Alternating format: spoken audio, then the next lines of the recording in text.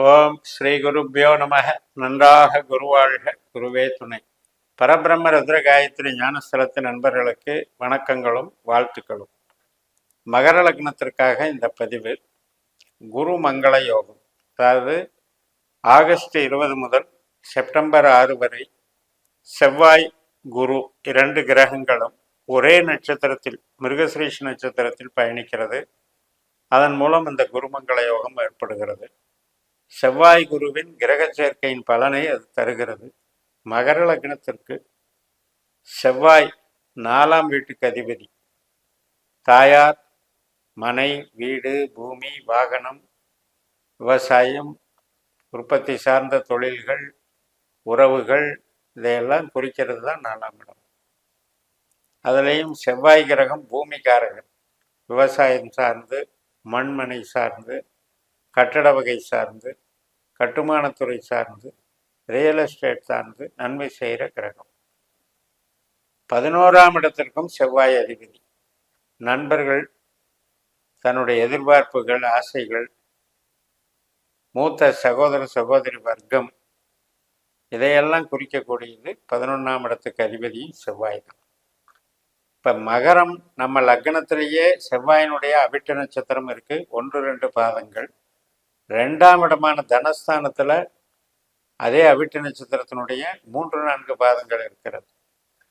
நம்ம லக்னத்துக்கு 5ஆம் இடமான பூர்வ புண்ணியஸ்தானமான ரிஷபராசியில் மிருகசிரீஷம் 1-2 பாதங்களும், 6ஆம் இடத்துல மிதுன ராசியில் மிருகசிரீஷம் 3-4 பாதங்களும், நம்ம லக்னத்திற்கு 9ஆம் இடமான கன்னி ராசியில் சித்திரை நட்சத்திரம் 1-2 பாதங்களும், 10ஆம் இடமான தொழில் ஸ்தானமான துலா ராசியில் சித்திரை நட்சத்திரம் 3-4 பாதங்களும் செவ்வாயினுடைய பொட்டன்ஷியல்.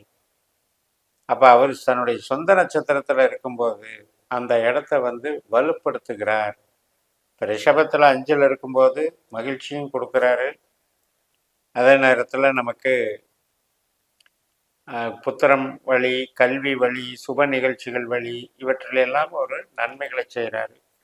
6ஆம் இடத்துல போகும்போதும் நமக்கு நன்மைகள் செய்கிறார். ஏன்னு கேட்டால் 6ஆம் இடத்துலையும் அந்த செவ்வாயினுடைய சொந்த நட்சத்திரம் என்பது மேச ராசியை இயக்குகிறது.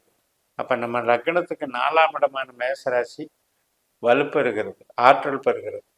அந்த குருவும் அந்த செவ்வாய் நட்சத்திரத்திலே இருக்கும்போது குரு செவ்வாய் சேர்ந்து நன்மையை கொடுக்குறாங்க. குருவனுடைய நட்சத்திரமும் நமக்கு நம்ம லக்னத்துக்கு 2ஆம் இடமான கும்பராசியில் பூரட்டாதியாக இருக்குது, 6ஆம் இடமான மிதன ராசியில் புனர்பூசமாக இருக்குது, 10ஆம் இடமான துலா ராசியில் விசாகமாக இருக்குது, விசாக நட்சத்திரம். அப்போ இந்த பணம், தொழில், வேலை, இதுக்கெல்லாம் சாதகமாக இருக்கு. அப்போ இந்த கிரகம் 4ஆம் இடத்துல மேசராசியை இருக்கும்போது ஒன்றுக்கொன்று சப்போர்ட் பண்ணி நமக்கு இந்த மனை வாங்கிறது, இப்போ ஒரு ப்ராப்பர்ட்டி வாங்கிறது, இடம் வாங்கிறது, தோட்டம் வாங்கிறது, விவசாய பூமி வாங்கிறது, வாகனம் வாங்கிறது, இது மாதிரியான ஒரு பொருள் சேர்க்கைக்கு உதவுகிறது. அது வளர்ச்சி பண்ணி கொடுக்கும். அந்த அளவுக்கு உற்பத்தி தொழில் செஞ்சுக்கிட்டு இருந்தீங்கன்னா கூட அதில் நன்மைகள் கிடைக்கும். 10ஆம் இடத்துக்கு சாதகமான இடம் 4ஆம் இடம். அப்போ குருவினுடைய நட்சத்திர ஆற்றலும் செவ்வாயினுடைய நட்சத்திர ஆற்றலும் இந்த பாவத்தை இப்படி இயக்குது. அதே நேரத்தில் குரு நமக்கு 3ஆம் வீட்டுக்கு அதிபதி. இளைய சகோதரம், கம்யூனிகேஷன், அதாவது தகவல் தொடர்பு, எழுத்து ஒப்பந்தம், அறிவு ஆற்றல், இதையெல்லாம் பயன்படுத்தக்கூடிய ஒரு துணிச்சலான ஸ்தானம். வீரியத்தை கொடுக்கக்கூடியது, தைரியத்தை கொடுக்கக்கூடியது இந்த 3ஆம் அதிபதி. அதனால் அது ஒரு ஆற்றலை கொடுக்குது. அவர் போய் செவ்வாய் கூட மிங்கிள் ஆகிறார், ஆற்றலை கொடுக்குது. 12ஆம் இடம் என்பது வெளிநாட்டு வேலை, வெளிநாட்டுக்கு போகிறது, வெளி மாநிலத்துக்கு போகிறது, பிரயாணம் பண்ணுறது, ரகசிய செயல் திட்டங்களில் ஈடுபடுறது, இது மாதிரியான விஷயங்களை வச்சிருக்கு. 12ஆம் இடம் ரொம்ப நெகட்டிவாக போனால் தான் நமக்கு தலைமறைவான வாழ்க்கையை கொடுக்கும்.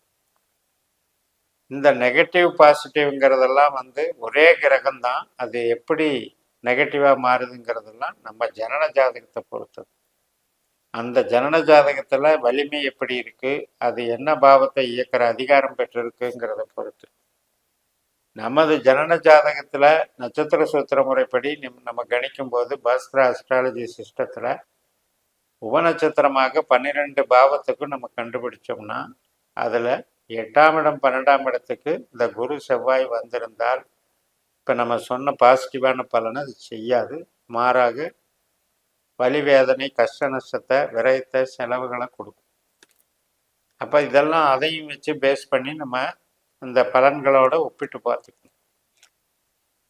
நம்மளுடைய லக்னத்தில் நம்மளுடைய ஜாதகத்தில் அவர் குரு செவ்வாய் வந்து பாவ ரீதியாக 1, 3, 5, 7, 9, 11 இந்த பாவங்களுக்கெல்லாம் இந்த 2 பேரில் வந்திருந்தாங்கன்னா குடும்ப உறவுகளுக்கு சாதகமாகவும், ஸ்மார்ட் ஒர்க்குக்கு சாதகமாகவும், கமிஷன் துறைக்கு சாதகமாகவும், மூளை உழைப்புக்கு சாதகமாகவும் வேலை செய்யும்.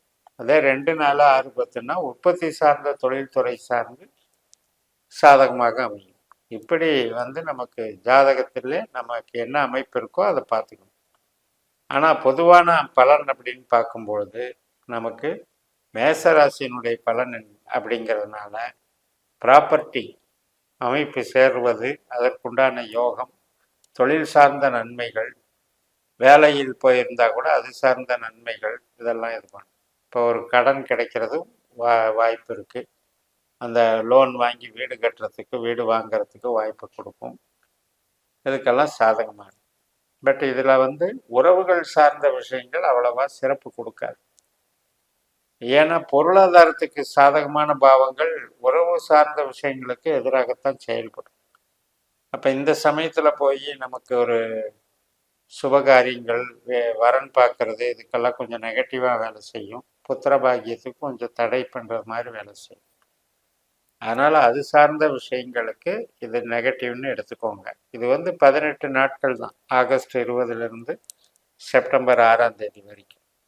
ஸோ இந்த தாக்கத்தை பேஸ் பண்ணி நம்மளுடைய செயல் திட்டங்களை நாம் வடிவமைச்சுக்கிட்டோம் அப்படின்னா நமக்கு பாசிட்டிவாக நம்ம அதை நடத்திட்டு போயிடலாம்.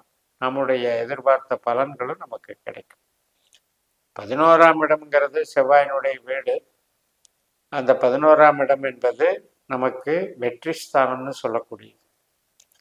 அந்த 11ஆம் வீடுக்கு வந்து அதிகாரத்துவம் பெற்றிருக்கிறதுனால பெருசாக குடும்ப உறவுகளில் பாதிப்பு பெருசாக கொடுத்துறாது. பட் வந்து மேசராசியினுடைய தன்மை என்ன அப்படின்னா, நமக்கு இப்போ 5லேயே குரு இருந்தாலும் அவர் 4ஆம் அதிபதியினுடைய நட்சத்திரத்தில் இருக்கிறதுனால 5ஆம் பாவத்தினுடைய பலனை தருவதற்கு இந்த 4ஆம் பாவம் தடை செய்யும் அர்த்தம். அது மாதிரி இந்த காலகட்டத்தில் நம்ம உறவு சார்ந்த விஷயங்களை தள்ளி போட்டுட்டு பொருள் சார்ந்த விஷயங்களில் ஈடுபடுறதுனால நமக்கு மேன்மைகள் கிடைக்கும். தொழில் பலம், சொந்த தொழிலே செஞ்சிட்டு இருந்தாலும் அந்த தொழில் வளர்ச்சிகள் வந்து நன்றாக இருக்கும். அதே மாதிரி கடன் பண பரிவர்த்தனைகள் இவையெல்லாம் நல்லா நடக்கும். மூலதனம் போடுறது, பணத்துக்கு உண்டான டெவலப்மெண்ட்ஸு இதுக்கெல்லாம் நல்லா இருக்கும். வளர்ச்சிகள் நன்றாக இருக்கும். செவ்வாய் அப்படிங்கிறது சீருடை சார்ந்த ஒரு வேலை பார்க்கறது, காவல்துறை, செக்யூரிட்டி லைனு, இராணுவம், இது மாதிரி. அப்போ அந்த வகையிலையும் இது வந்து அவங்களுக்கான ஒரு பதவி வளர்ச்சி அங்கீகாரத்தை குறிக்குது. அவங்களுக்கும் வேலையில் வந்து ஒரு நல்ல பொசிஷனை கொடுக்கறதுக்கு இந்த குருமங்கள யோகம் சாதகமாக இருக்குது. வெளிநாட்டில் வேலை பார்க்குறவங்களுக்கும் நன்மைகளை தரக்கூடிய வகையில் இது உதவுது. அதனால் சில பேருக்கு இடமாற்றங்கள் ரீதியாகவும் சில நன்மைகள் வரும், வளர்ச்சிகள் தரும். அதே போல் நமக்கு குருனுடைய நட்சத்திரம் 2, 6, 10 இருக்கிறதுனால குருங்கிறவர் வந்து ஃபைனான்ஸு சம்மந்தப்பட்ட கேரக்டர், மேனேஜ்மெண்ட்டு, இந்த மார்க்கெட்டிங் பண்ணுறாங்க இல்லையா, அந்த மாதிரியான ஒரு நேச்சர் ஆஃப் ஒர்க்கு. அது போக நமக்கு ஆன்மீகம் சார்ந்த ஒர்க்கு,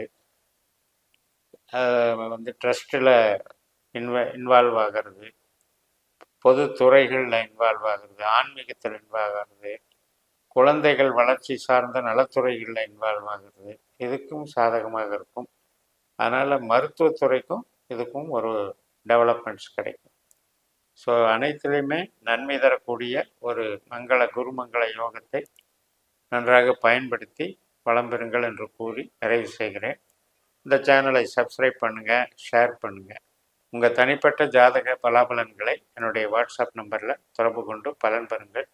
உங்களிடமிருந்து விடைபெறுகிறேன். உங்கள் JMS. நன்றி, வணக்கம்.